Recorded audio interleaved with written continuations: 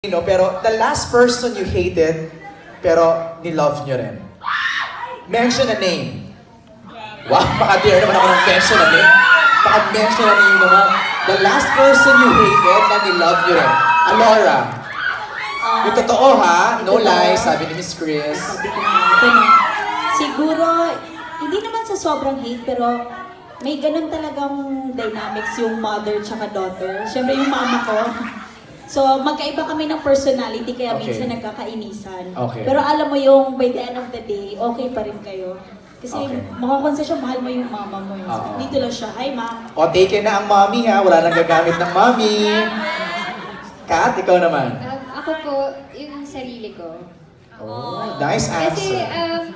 there are times na parang naiinis ako sa sarili ko kasi may mga decisions akong mali. Pero at the end of the day, I make sure to love myself again. Okay. Para maka-move on ako, tapos magawa ko ng tama yung next decisions. Okay, taken na po ang self. Out na ang mommy and self. Mark, ikaw. Isip mo na ako ng magandang answer. Ito. Siguro my past.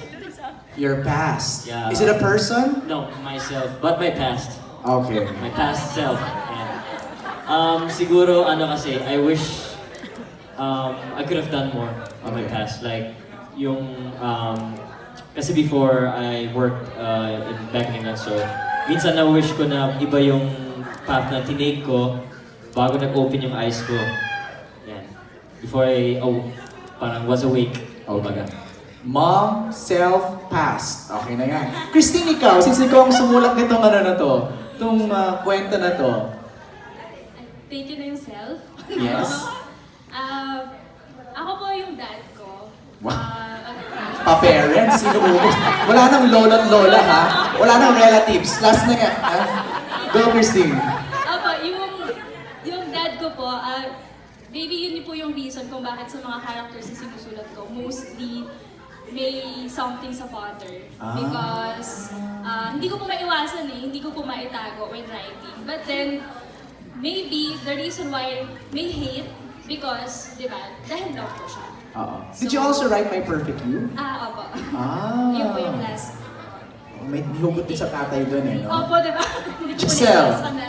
Ikaw naman. Kasi nag-past, mag-aano na ako, future. Hinate mo na agad ang future, wala pa nga. Hindi, hate ko na hindi ko alam yung mangyayari sa future. So, it makes me anxious, it makes me parang di mo alam kung paano ka sa present. So, nung tinanggap ko na, nung inaccept ko na hindi ko ever malalaman ang mangyayari sa future, nilove ko na lang. Wow. Love ko na yung present. Nakalusot ka doon ha. Thank you! Okay, eto na. Lahat nakaturo kay Joshua. Yes, Mr. Garcia, you wanna answer? Last person you hated, pero di-love mo pa rin.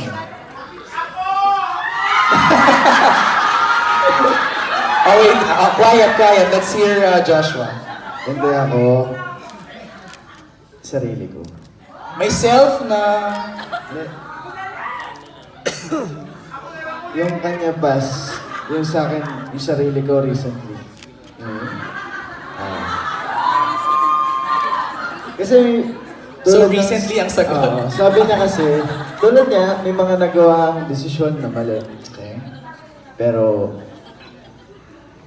siyempre, sarili mo pa rin yung kailangan mong mahalin. Tama. Tinuruan din ako ni Baba na mahalin yung sarili ko.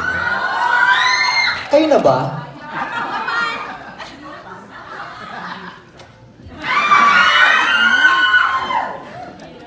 Julia? Kayo na ba? What question? Ini ba? Last person you hated na love mo rin? Care to explain? Last person na hindi ko tapos love at the same time. Because syempre, there are some decisions that the person you love will make, or made, or will make. But at the end of the day, nangunguna talaga yung love mo for the person. So, you may hate what they're doing, but it can never it can never overcome the love that you have for the person. Sundot lang. Sino muling nag-I love you sa inyong dalawa? Siya. Miss Chris, your turn. The last person, specific name Miss Chris. Sorry, umuwi na ba si Nico? Nandyan. Kasi kung sagutin ko to, may permit pa si Nico, kailangan pirmahan eh. May business permit involved. But I'll be perfectly honest. Sorry Nico, bayaran ko na lang kung hindi matuloy. Okay, quiet. The mayor, si Mayor HB. And do I have to give a reason? It's up to you. I said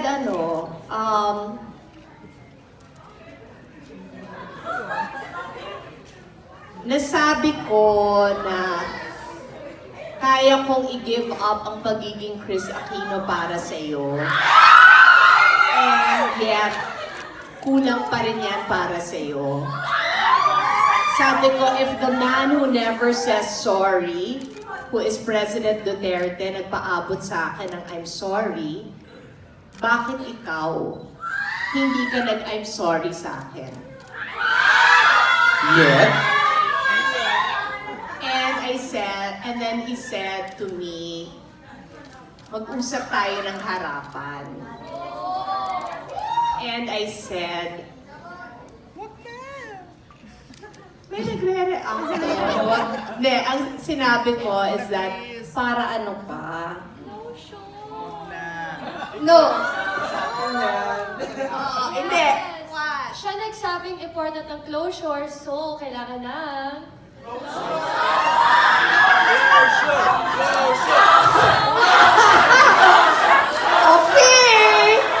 Sa movie may closure. Sa totoong buhay, hindi binibigay sa iyo ang closure.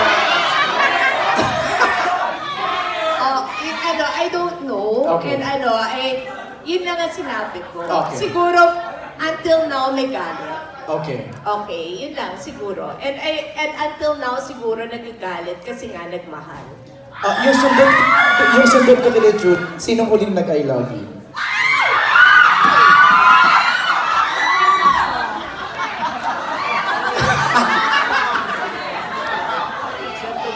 Gusto ko ng dalawa. Timer starts now. You know, if I answer that, he'll deny it. So the answer is? So if I answer that nga, he will deny it. So that's why I will not answer that because ilang beses ba niya akong dinenay? Kabog. Okay, next question. Manay, eto, where are you? Christine, before I give the microphone to Amber, si Christine, did she portray the character you described in your story?